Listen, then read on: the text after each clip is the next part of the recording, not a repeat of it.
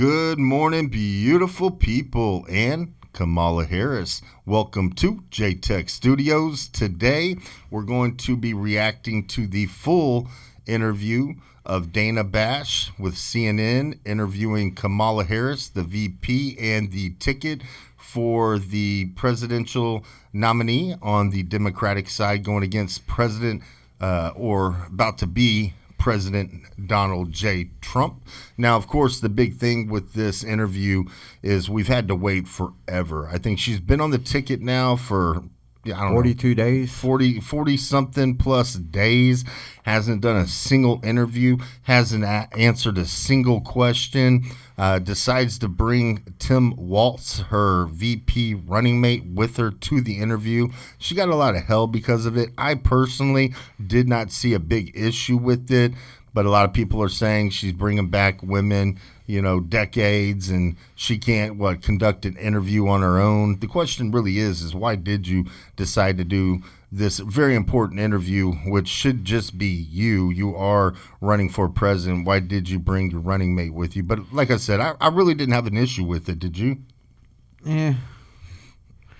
I feel like she had to have her bling bling on, Is he her bling bling? I guess so. I mean, he's make her feel comfortable. So the way she's got to have somebody that doesn't make her look so crazy. Yeah, absolutely. So the way he's crazy as hell, man. What are you talking about? Oh, I see what you're saying. Yeah. His craziness is going to outweigh her craziness, making her look somewhat sane. Exactly. Beautifully said. All right. Now, we're going to drop this full interview in 3 different segments, 3 different partials. So we'll do the first one about 8-9 minutes, the second one about 8-9 minutes, and the third one around 10 minutes. Or the interview lasts that long. I'm sure the podcast itself will go a little bit longer than that with the reaction and whatnot. But so again, this is going to be Kamala Harris' first interview to tell the American populace what she's going to do as president of the United States. This was on CNN, and the one giving the interview is Dana Bash. All right, without further ado, we bring to you part 1 of the interview. Hit it. And very important, too, John and I, we have not heard this. This happened, was it last night or the night before? Last night. This happened last night. Of course, when 24 hours later, right. I have got no spoilers, so I am first reaction altogether. And we'll try to drop this sometime within the week. We're still trying to record a lot of content. That way we can drop a bunch of stuff and continue to record and drop. So when we say you don't last have night, to explain yourself to these people, man. Well, when we say last night, we don't want to mean like last night and it come out a week from now and then be like, oh, that was not last night. Y'all are stupid as can be. I mean, we are, but you ain't got to say it like that. We're handicapped. Exactly. Here we go.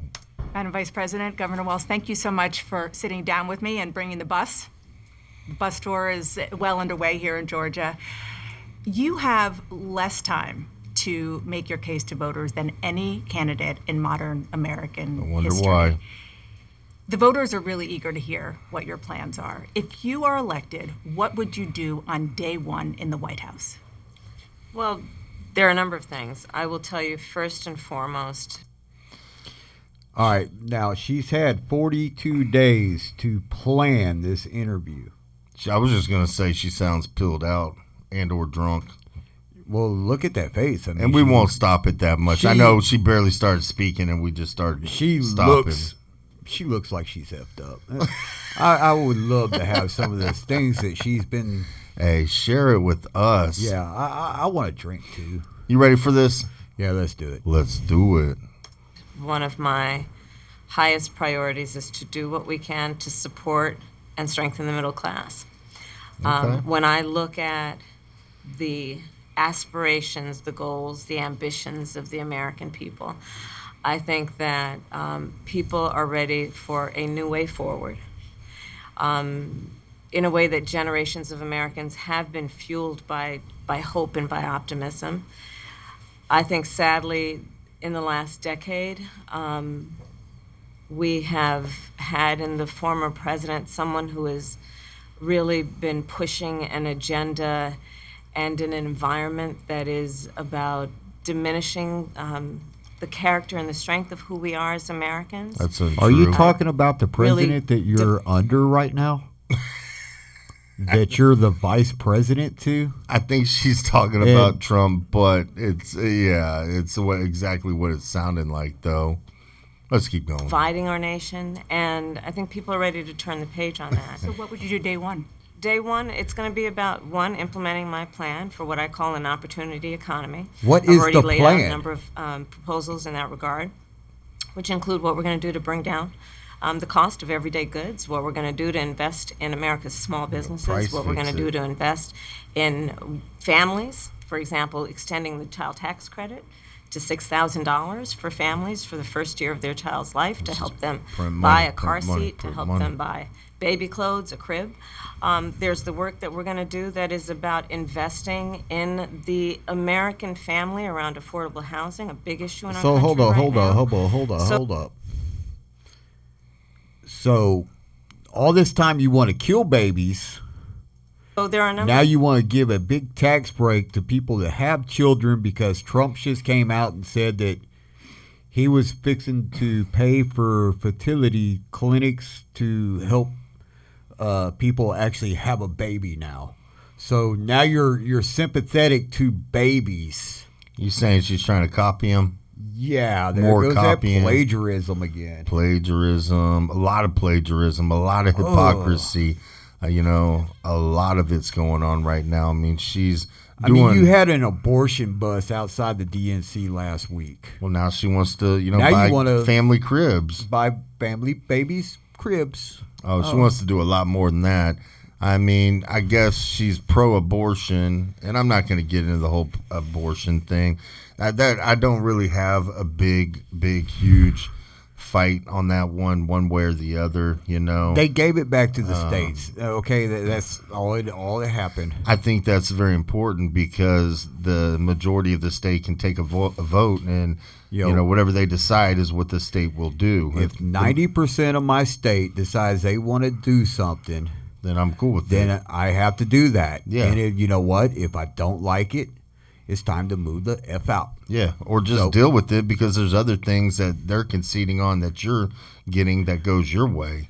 So, I mean, I know abortion's a big topic. I'm not going to get into that one, though. But, to have an abortion bus outside the RNC during your convention, I do find that That is very cringy. Yeah, it's too much. life, to help them buy a car seat, to help them buy baby clothes, a crib. There's the work that we're going to do that is about investing in the American family around affordable housing, a big issue in our country right now. So there are a number of things on day one. What about you? Well, I'm excited about Did this she even agenda answer too. the As I said, question? No, she just said she's going to buy some cribs, a car seat, and some clothes for some families. And talked about, I think, the helping the middle class, or I don't know. But no, it wasn't an answer. I mean, it was just a toss-up of jibber jabber, and let's see what Tampon Tim's going to say. He's probably going to be like, I'm going to distribute tampons to all the families across America. They're going to have so many tampons. Little boys' pockets will be filled with these tampons from Uncle Tampon Tim.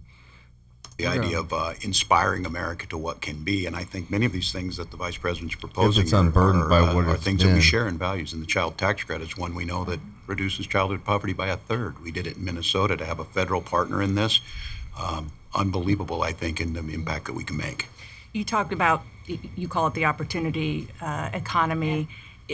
You are well aware that right now many Americans are struggling. There's a crisis of affordability. One of your campaign themes is we're not going back.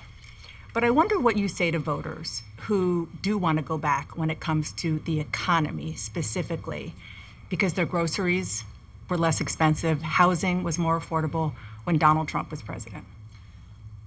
Well, let's start with the fact that when Joe Biden and I came in office, And effed during up the the height of economy. the pandemic, we saw over 10 million jobs were lost. People, I mean, literally, we were all tracking the numbers. Hundreds of people a day were dying because of COVID. The economy had crashed. In large part, all of that because of mismanagement by Donald Trump of that Okay. crisis. Okay. No. There was a outbreak from China, from the Wuhan lab that we all know is real now.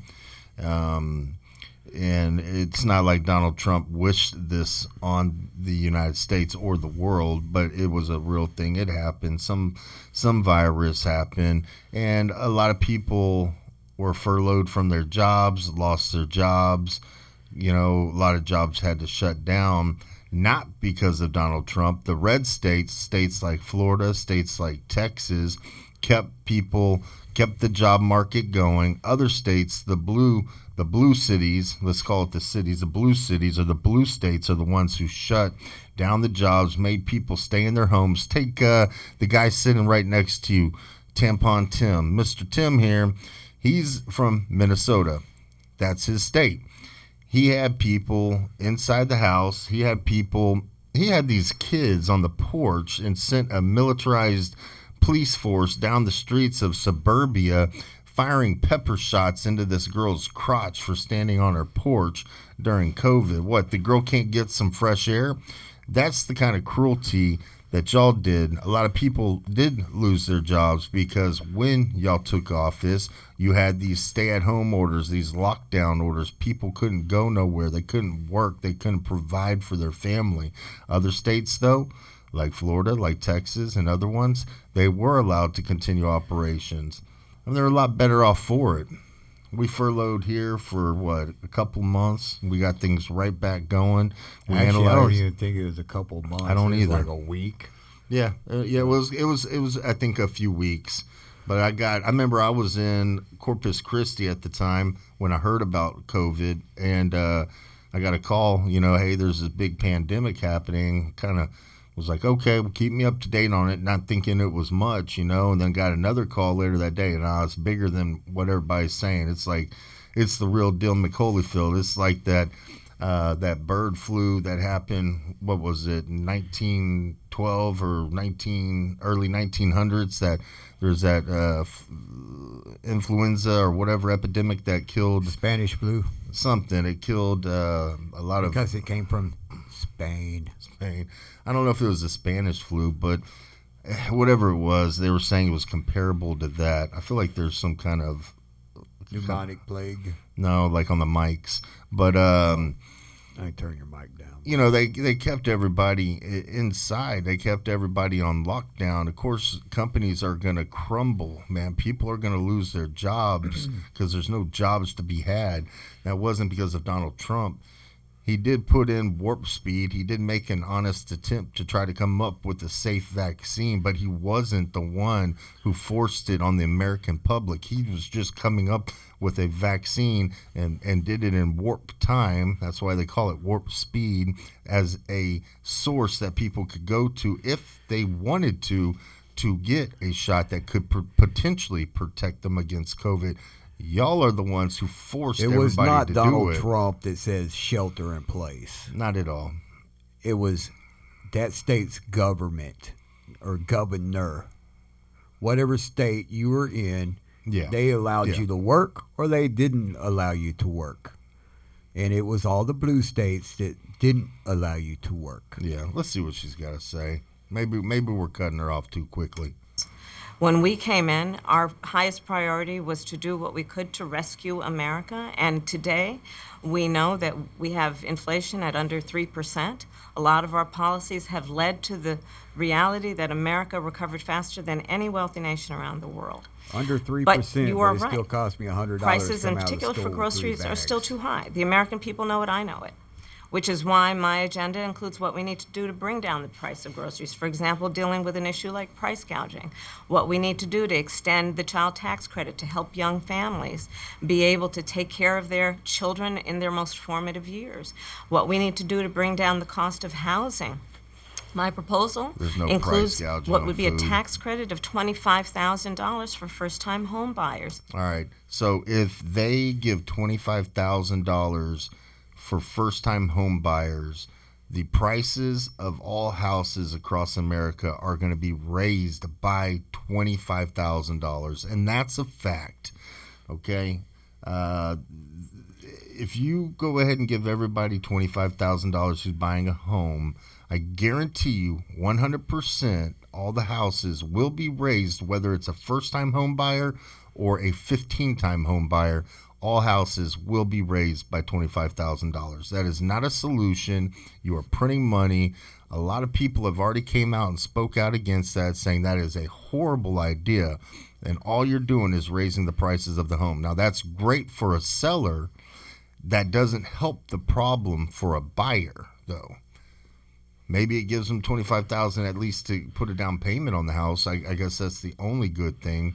But who's paying for that? Money don't grow on trees. The American population is paying for that.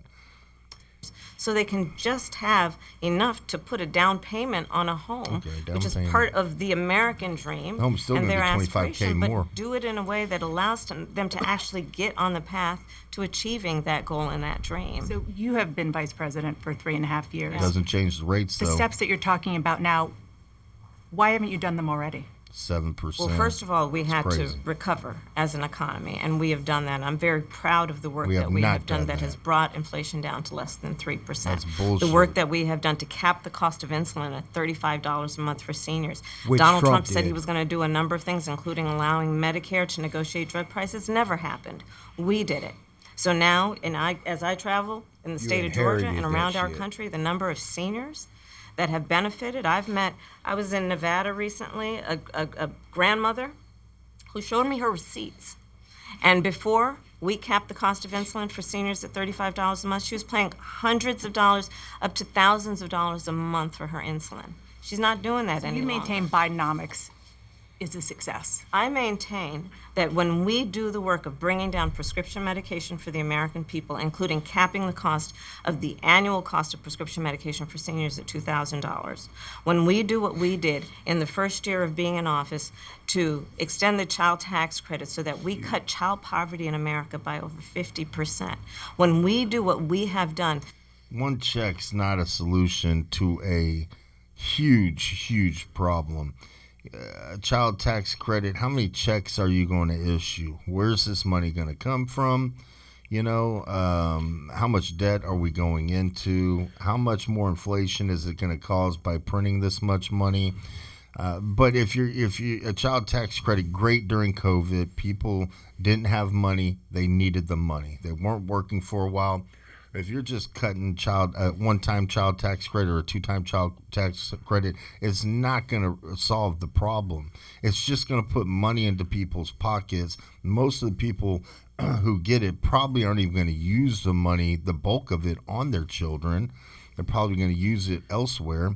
They're going to go out and buy big screen TVs and swimming pools and Yeah, some stupid drugs, crap. whatever. Yeah, but it is not a solution. to invest in the American people and bringing manufacturing she back liked to the getting down to United the root States so that we causes of created over issues. 800,000 new We're just manufacturing band-aiding jobs, issues. bringing business back to America. What we have done to improve the supply chain so we're Trump not had already done relying that, on and then you foreign cut the governments tariffs. to supply American families with their basic needs. I'll say that that's good work. There's more to do, but that's good work. I want to get some clarity on where you stand on some key policy issues. Energy is a big one. When you were in Congress, you supported the Green New Deal. And in 2019, you said, quote, "There is no question I'm in favor of banning fracking." Fracking, as you know, is a pretty big issue, particularly in your must-win state of Pennsylvania. Sure. Do you still want to ban fracking? No, and I made that clear on the debate stage in 2020, that I would not ban fracking. As vice president, I did not ban fracking. As president, I will not ban fracking. You are 100% against fracking. You are 100% for banning fracking. That is a lie. You flip-flop on every issue. I'm banning it. We don't want fracking. I'm not banning it.